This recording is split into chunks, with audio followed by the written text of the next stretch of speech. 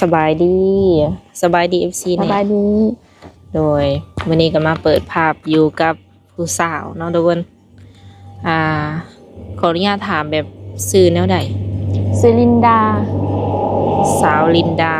โดยอายุได้จักปีอายุได้32ผ่านมานี่เคยสร้างครอบครัวโบผ่านมาเคยสั่งครอบครัวบ่เคยมีลูก2 คนตอนนี้นะโดยสร้างครอบครัวมาแล้วจักครั้งเทื่อเดียว ครั้งเดียว แบบว่าได้ตบได้แต่งจับเจือโบอันบ่ได้แต่งเพราะว่าอันผัวคนลูกของพ่อนะเขาเป็นคนไทยบ่ได้แต่งมีแต่ว่าตะกี้น่ะไปเฮ็ดเวียกอยู่ไทยแล้วก็ฝากเงินมาให้พ่อแม่เฮ็ดคองเฮ็ดอีหยังทางบ้านพี่นะขาดองอีหยังแบบนี้ค่ะฝากมาให้เพิ่นเฮ็ดให้เลยมีนะแฟนเป็น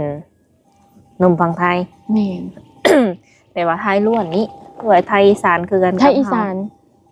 คนอีสานแต่ก็แบบว่าอยู่น้ำกันดนบ่อยู่นำกันประมาณ 4-5 ปีนี่แหละแล้วก็เลิกลากันข่อยก็เอาลูกมาเลี้ยงอยู่บ้านโดยตอนนี้ลูกเจ้านี่มาอยู่บ้านน้ำเจ้าแม่นอยู่บ้านน้ำข่อยหมด2 มี2 คนเป็นแบบไม่ห่างบ่โดยนั่นแหละ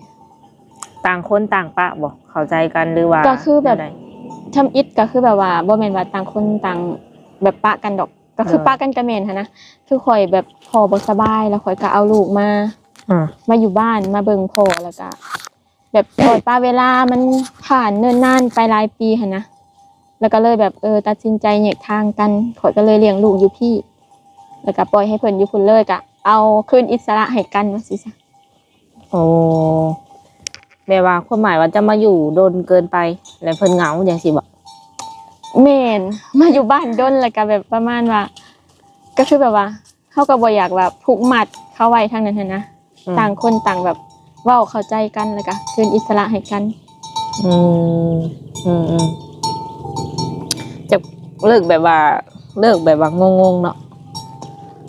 เลิกแบบงงๆจริงๆแบบว่าเหตุผลมันก็บ่ได้ให้บ่ได้ผิดบ่ได้เถียงแล้วก็บ่ได้แบบว่าเลิกกันแบบว่าบ่เข้าใจหั่นนะก็คือเลิกกันแบบเข้าใจ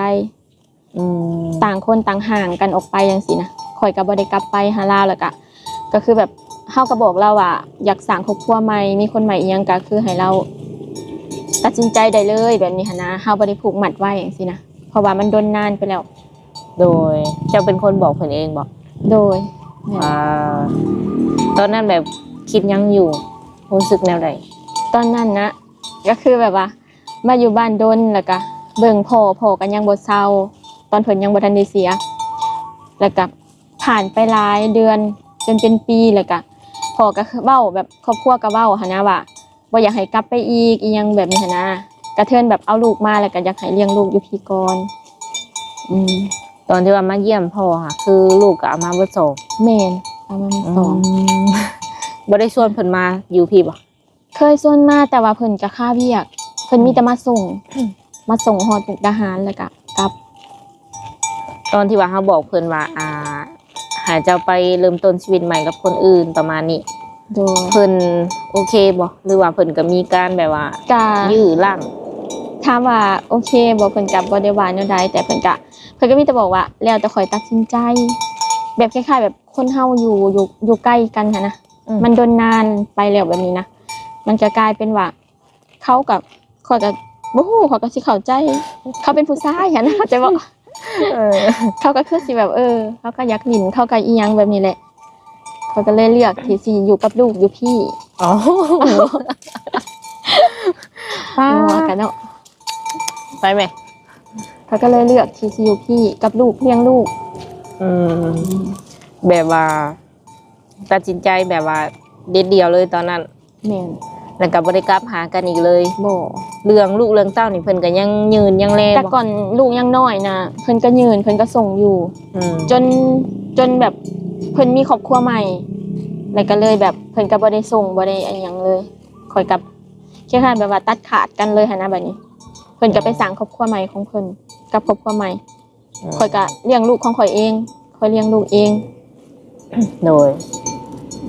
นอกจากที่ว่าเนี่ยเป็นแม่เลี้ยงเดี่ยวเนาะทุกคน แม่นแหละเป็นแม่เลี้ยงเดี่ยว เลี้ยงเดี่ยวมานี่ประมาณจักปีแล้ว โอ้ตั้งแต่ลูกไส้หลาอายุได้บ่ถึงปี แต่ตอนนี้ลูกไส้หลาอายุ8 ปีแล้ว ว้าว เยอะ 8 ปีปลายแล้วเนาะ แม่น ลูกชายทั้งสองเลยบ่ แม่นแหละลูกไส้ทั้งสอง จะขวบเลยแต่ละคนวาง FC คน ฟัง คนโตคนกกหันอายุได้11 ปี11 ปีหวังเมื่อวานมื้อซื่นนี่วันที่31เต็ม11 ปี แล้วก็น้องชายหันอายุได้8 ปี ใหญ่แล้ว 8 ปีปลายโดย ตอนนี้เพิ่นเข้าโรงเรียนแล้วบ่ เข้าแล้วอ้ายเรียนอยู่ม.1 น้องอยู่ป.3 ขออนุญาตถามแบบตรงๆเนาะเฮาอยู่บ้านแบบนี้นี่ก็มีผู้บ่าวเข้ามาจีบบ่ ถามว่ามีผู้บ่าวเข้ามาจีบบ่ก็มีคนเข้ามาจีบมาลมมีคนเข้ามาหาแต่ว่าคือแบบเฮาเคยอยู่กับลูกหั้นนะแล้วก็อีกอย่างหนึ่งก็คือแบบ คือคนบ้านเฮาหั่นแหละเนาะแบบบางทีเฮาก็เข้าใจว่าเศรษฐกิจบ้านเฮาก็แบบนี้แล้วก็เพิ่นเฮาผัดมีภาระเฮาผัดมีลูกติดมีภาระจังซี่เฮาก็คิดหลายอย่างคิดนำลูกหลายกว่าคิดนำตัวเอง ก็เลยเลือกที่จะแบบบ่ค่อยได้แบบว่า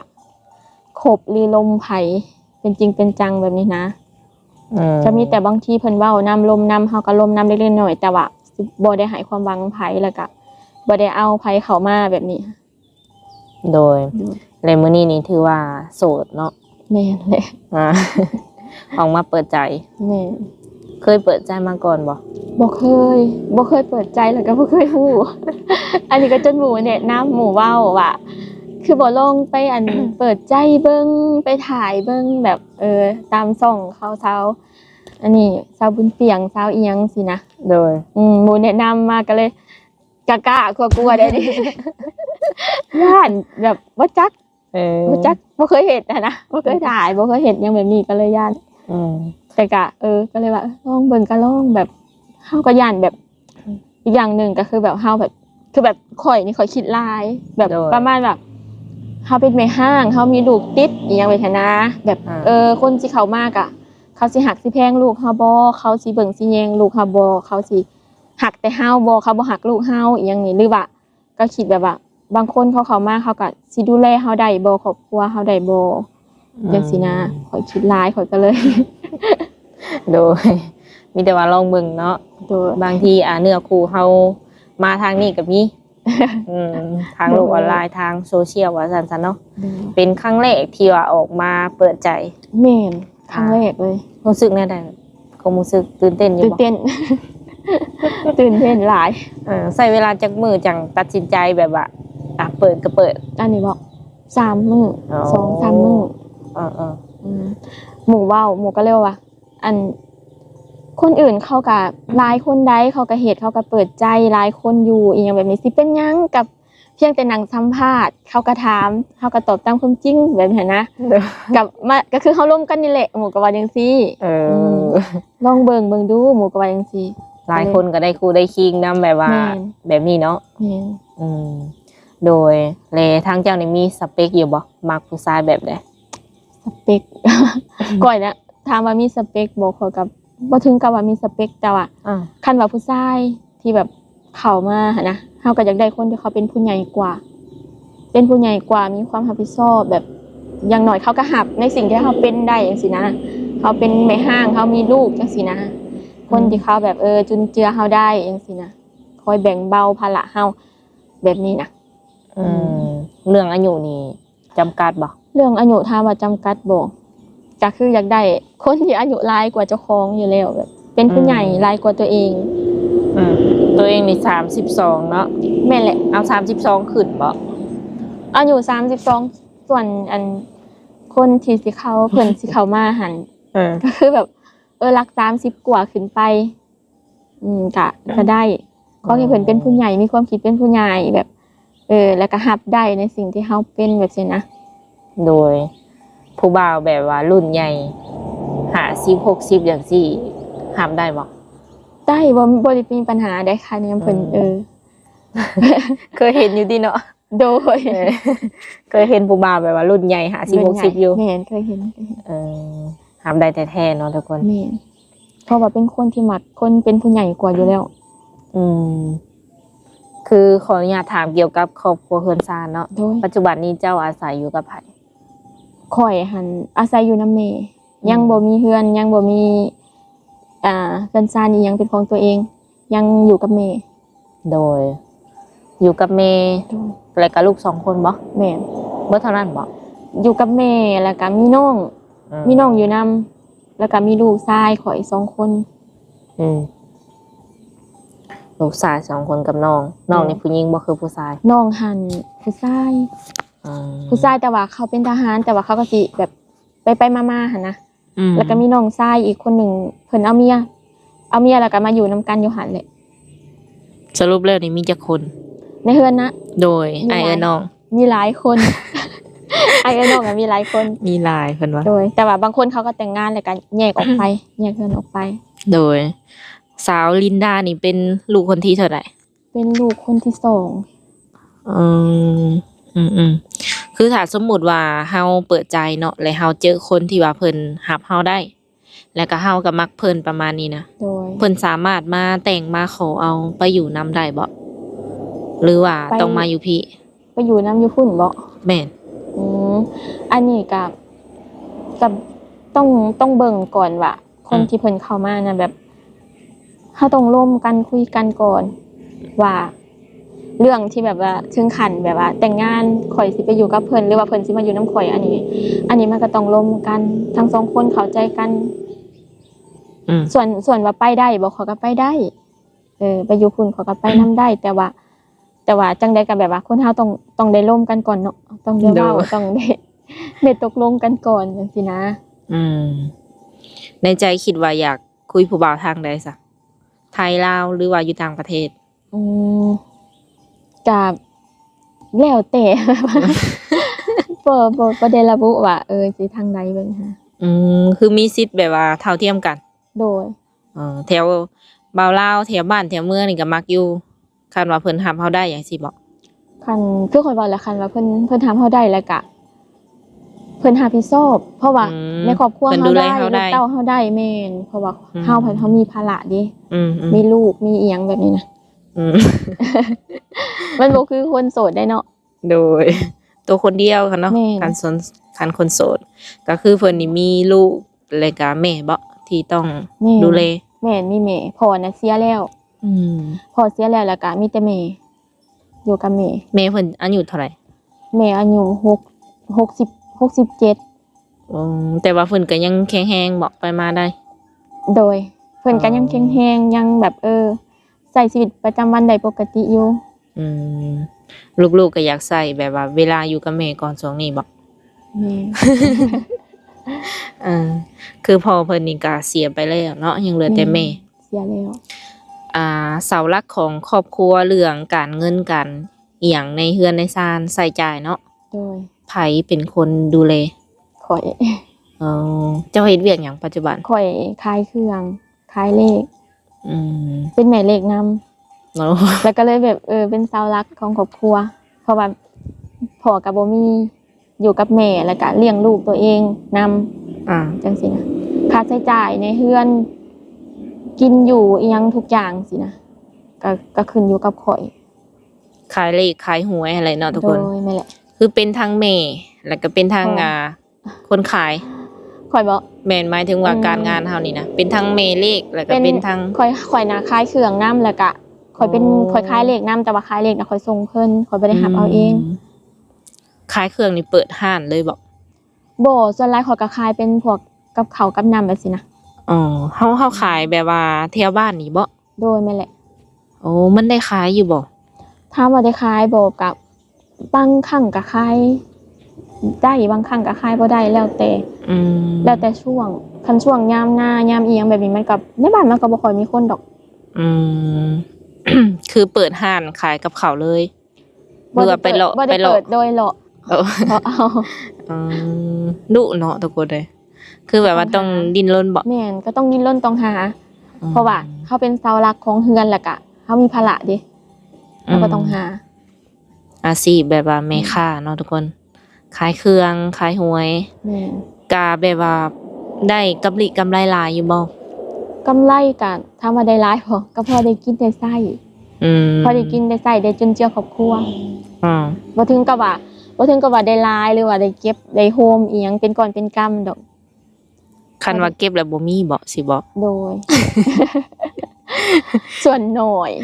หลายหน่อยแท้ๆที่แบบสิได้เก็บหั่นนะ แต่ส่วนหลายก็คือแบบว่าค่าใช้จ่ายมันหลายในครอบครัวนะ โด ถ้าย เป็นเสาหลักมันก็เลยแบบต้องรับผิดชอบหลายๆอย่างสิ ขออนุญาตถามแบบว่าถามได้บ่เกี่ยวกับรายจ่ายเนาะคือลูกเฮานี่แบบว่ารายจ่ายหลายบ่สำหรับเพิ่นเดือนหนึ่งนี่ประมาณเท่าไหร่ต่อ ลูก คน บ่ลูกก็ถามว่ารายจ่ายหลายบ่ก็หลายเติบอยู่คันไหลใส่บ้านเฮา อ่า ไหลใส่บ้านเฮานี่ก็ถือว่าหลายเติบเพราะว่าช่วงที่บ่ได้เข้าโรงเรียนก็กินอยู่ในเรือนข้าวต้มขนมหั่นน่ะเด็กน้อย เขาก็ต้องกินมันขาดบ่ได้อยู่แล้ว โดย ขนมของหลินเสื้อผ้าอีหยังสินะเห็นหมู่ได้ก็อยากได้อย่างสิเนาะเด็กน้อยเขาบ่ได้เข้าใจได้ว่าแม่บ่มีแม่เฮาหาเงินยากได้อีหยังแบบนี้ค่ะเขาบ่ได้คิดแบบนั้นเขาก็คิดว่าแม่จะมีเสื้อใหม่ออกมาจังซี่นู่นนี่นั่นเขาก็อยากได้หรือว่าของกินของหลินจังซี่นะ ถ้าสมมุติมื้อได้ไปโรงเรียนได้ซะได้ ถ้า มื้อ ไปโร เท่าง ไหร่ เรียนก็ให้อ้ายก็มื้อละ 10,000 น้องมื้อละ 10,000 เท่ากัน แม่นให้เท่ากัน โดยแล้วแบบว่า มีรถมีรางไปรับไปส่ง รถหันขี่รถรับส่งนักเรียนเด้ เดือนหนึ่ง ส่วน เท่า น้ ไหร่ องน่ะอยู่ใกล้ๆบ้านเลยครับ ไปเองมาเองครับเอง เรื่องอ้ายแล้วเพิ่นขึ้นแบบว่านั่นแล้วเนาะ แม่นมาเฮียนอยู่บันพีน โอ้เดือนหนึ่งเฉลี่ยนี่ก็สิประมาณจักพันคิดว่าเฉลี่ยไว้ก่อนเนาะ เฉพาะใหายเงินไปโรงเรียนน่ะมันก็ตกอยู่600,000 10,000เดือนหนึ่งก็600,000 10,000 2ไอ้น้องเด้ โอ้ มื้อละ20ก็ตกอยู่เดือนละ600,000 ก็ล้าน2เนาะสำหรับค่าขนม แม่นประมาณนั้น ก็2,000ประมาณนั้นพันปลายนี่แหละคันว่าตอนนี้เนาะ แม่นประมาณ1,000ปลาย อ๋อ แต่ว่า บางทีผัดก็บ่ได้แค่ค่าขนมหรือบ่ได้โทษแต่ว่าเฮาเอาเงินให้ไปโรงเรียนบางทีเขาก็นอกเหนือจากหันไปตลาดน้ำเมไปหันไปหนีเขาก็อยากได้หันอยากได้หนีจังซี่นะ อันนั้นสำหรับเรื่องของลูกเพิ่นเนาะทุกคนก็ตามการเวลาตามสถานการณ์ โดยและคือแบบว่าเฮาเปิดใจนี่ถ้าสมมุติว่าหนุ่มๆเพิ่นอยากทักมาเล่นนํเนาะมีช่องทางติดต่อให้เพิ่นอยู่บ่ โดยติดต่อได้มี LINE มี Facebook เบอร์โทรก็มี โดยเบอร์โทรก็มี ถ้าเพิ่นขอมานี่ให้เบิดเลยบ่ โดยให้ได้บ่เป็นหยังเพราะว่าบ่มีไผอีหยังจังซี่นะ เพราะว่าเล่นเองใส่เอง โดยช่วงเวลาที่ว่าเฮาว่างตอบแชทเพิ่นเนาะเป็นช่วงใด ตอนว่างบ่ก็แล้วแต่มันบ่เป็นช่วงดอกก็คือแบบว่าเฮาเวียกอีหยังเฮาว่างแล้วเฮาก็จับโทรศัพท์ได้จังซี่นะก็บ่ได้ระบุเวลาว่าช่วงนั้นช่วงนี้จังซี่นะ โดย FC บางคนเพิ่นก็ย่านแบบว่าโทรมารบกวนเนาะคือเฮานี่ขายเลขขายหัวจังซี่ย่านว่าโทรมารบกวนเวลาเพิ่นส่งเลขส่งหยังจังซี่นะ โดยบ่เป็นหยังเพราะว่าแม่เลขนี่ต้องอยู่กับโทรศัพท์อยู่แล้ว โดยก็ตอบได้ทักได้เนาะ โดยตอบได้ทักได้ แล้วที่นี่ถามว่า FC หรือว่าหนุ่มๆเนาะเพิ่นอยากมาเห็นตัวจริงเจ้าอยากมาหาฮอดเฮือนฮอดซ่านหยังสิให้มาบ่ โดยก็มาได้บ่เป็นหยังคันว่าเพิ่นอยากมาอยากเห็นอยากมาก็ได้แต่ว่า บอกก่อนเด้อว่า เรือนซ่านเนี่ยทุกข์ยากใด อืม เรือนซ่าน คันว่าโอเคก็คือมาได้ โดย มาแบบว่าเซอร์ไพรส์ก็ได้บ่ มาแบบว่าเสื้อผ้าแบบใด แบบบ่บอกเจ้าหั่นนะไปหาอยู่เฮือนเลยจังซี่ อ้าวแล้วเพิ่นสิฮู้บ่ เพิ่นอาจจะนัดกับทางเฮาเนาะ ทางเจ้าบ่ แต่บ่ได้นัดเจ้าประมาณนี้ ก็ได้แล้วแต่บ่เป็นหยังเพราะว่าอยู่เฮือนก็บ่มีไผคนที่อยู่ในเฮือนตลอดเวลาก็คือแม่คือช่วงนี้ลูกหันเขาก็ไปโรงเรียน โดย เลิกเรียนก็สิมาเฮือนแต่คือข่อยก็ไปขายเลขจังซี่นะอาจจะบ่ได้อยู่เฮือนตลอดแต่ถามว่ามาเซอร์ไพรส์ว่ามาได้บ่ได้ ก็คือว่าหั่นแหละบอกไว้ก่อนว่าครอบครัวทุกข์ยากเพิ่นทุกข์ยาก คันบ่ติว่าลำบากหรือว่าบ่ติว่าทุกข์ว่ายากก็มาได้เวียกเฮือนเวียกซ่านนี่เฮ็ดเป็นบ่โดยเรียบร้อย กับข้าวกับน้ำซักผ้าอีหยังได้เบิดเนาะได้หมดซุอย่างแซ่บบ่แซ่บบ่กะคือสิแซ่บเลยเนาะแม่ก็กินเนาะลูกก็กินแม่ก็กินลูกก็กินสำหรับคนในครอบครัวก็แซ่บคนอื่นบางคนก็ว่าแซ่บแน่ก็เฮ็ดได้อยู่เพราะว่าเพิ่นก็เป็นแม่ค้าขายแบบว่ากับข้าวแน่เนาะทุกคนเรื่องสีมือนี่ก็ถือว่าอาจจะบ่ธรรมดามักกินอาหารประเภทใดแบบในเฮือนเฮารสจัดบ่หรือรสจืดเฮือนบ่คันว่าข่อยแล้วก็น้องอีหยังสินะก็มักกินรสจัดแน่เผ็ดแน่แต่ว่าส่วนหลายก็คันกินพร้อมกันกับแม่นะเฮ็ดกับข้าวกินในเฮือนก็คือก็สิเฮ็ดจืดเพราะแม่เพิ่นกินเผ็ดบ่ได้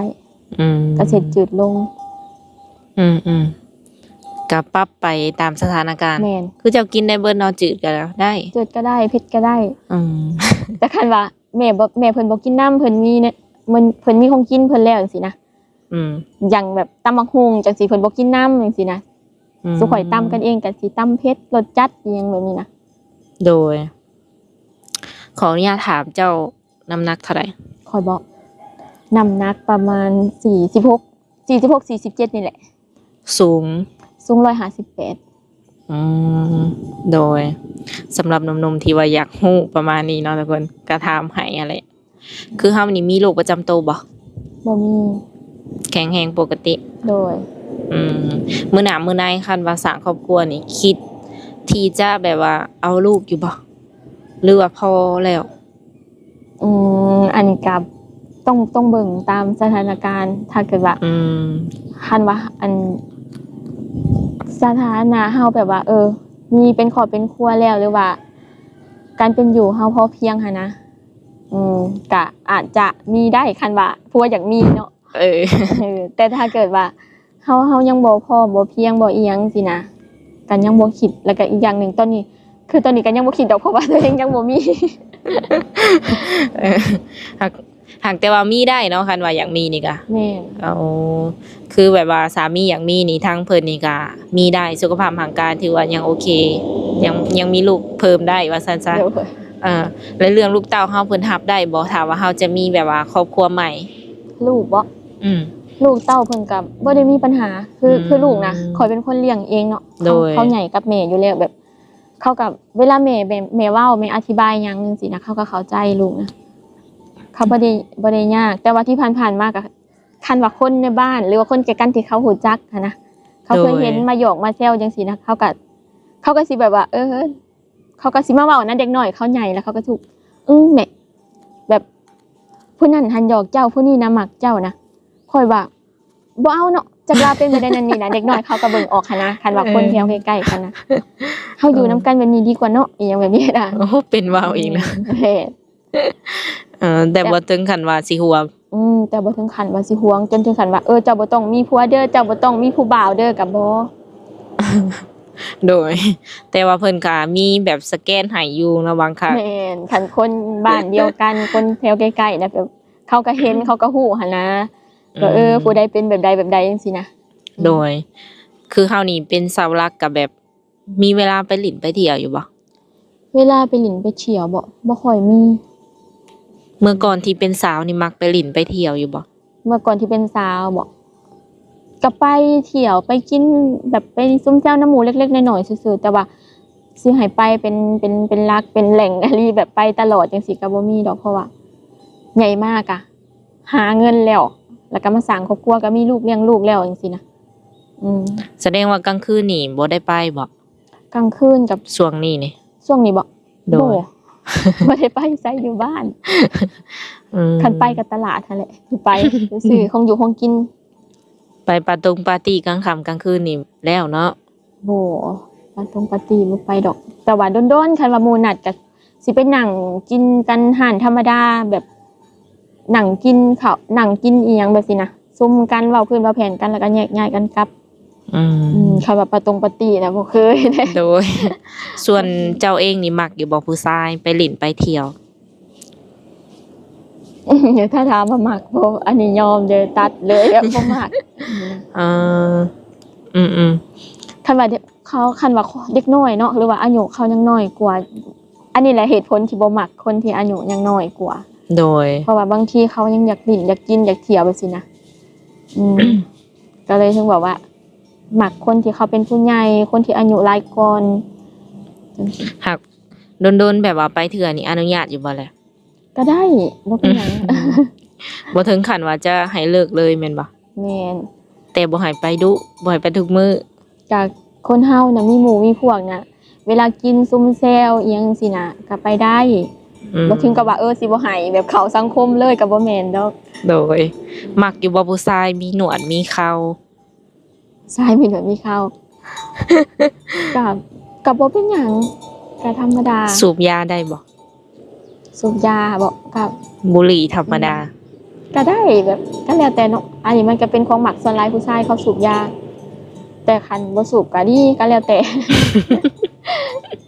แนวใดก็ได้ แล้วแต่ก็ได้ เพราะว่าสูบยาหันมันผู้ชายส่วนหลายก็เห็นเขาสูบหันนะเขาก็คิดจังซี่ แต่คันเขาบ่สูบก็ดีต่อตัวเขาคือกันสุขภาพไผมัน ถ้าห้ามบ่ได้อีหลีก็ปล่อยจังซี่บ่ แม่น โดย ลองเบิ่งเนาะ โดย สามารถไปมาหาสู่เห็นตัวจริงกันได้ว่าซั่นซะ โดย เคยไปฝั่งไทยแล้วถ้าสมมุติว่าเพิ่นนัดไปเจออยู่ฝั่งมุกดาหารจังซี่ สามารถไปได้บ่ โดยไปได้ มีบัตรมีเบอร์เรียบร้อย พาสปอร์ตอีหยังมีหมด ไปไกลก็มุกก็ได้ซั่นไปเที่ยวไปหยังก็แม่นได้เนาะ แม่นไปได้เพราะว่าบัตรพาสปอร์ตข่อยก็มี โอเคสาธุทุกคนในมื้อนี้ก็ถือว่าโอ้ลมกับเพิ่นโดนพอสมควรเนาะสุดท้ายมีหยังอยากฝากถึงผู้บ่าวที่สิเข้ามาคุยกับเฮาอยู่บ่ นับตั้งแต่มื้อนี้เนาะเป็นต้นไป เปิดกันได้ค่ะ มีหยังอยากบอกเพิ่นบ่สมมุติเพิ่นเบิ่งเฮาอยู่ตอนนี้ ก็มีแต่อยากบอกสำหรับคนที่แบบว่าเบิ่งอยู่หรือว่าคนที่แบบว่าเพิ่นสนใจอิหยังสินะก็คือข่อยเว้ามาทั้งหมดหั่นแหละคือแบบข่อยก็ต้องการคนที่แบบว่าเพิ่นเป็นผู้ใหญ่กว่ามีความคิดเป็นผู้ใหญ่คนที่เพิ่นแบบเข้ามาในชีวิตเฮาแหละก็คือแบบมาซอยแบ่งเบาหั่นนะมาซอยแบ่งเบาภาระความรับผิดชอบของเฮาได้จังซี่นะมาซอยเหลือแบ่งเบาจังซี่นะก็ประมาณนั้นแหละเพราะว่าเฮามีภาระเนาะเฮามีลูกติดจังซี่นะ โดยต้องดูต้องมั่นเนาะ โดย โอเคสำหรับคลิปนี้ก็จะได้ขอตัวจบไว้ก่อนเนาะถ้าหากว่า FC คนใดเนาะอยากถามเกี่ยวกับเรื่องหยังก็คอมเมนต์มาไว้เนาะทุกคน โดยสำหรับคลิปนี้ก็สิได้กล่าวคำว่าสบายดี สวัสดี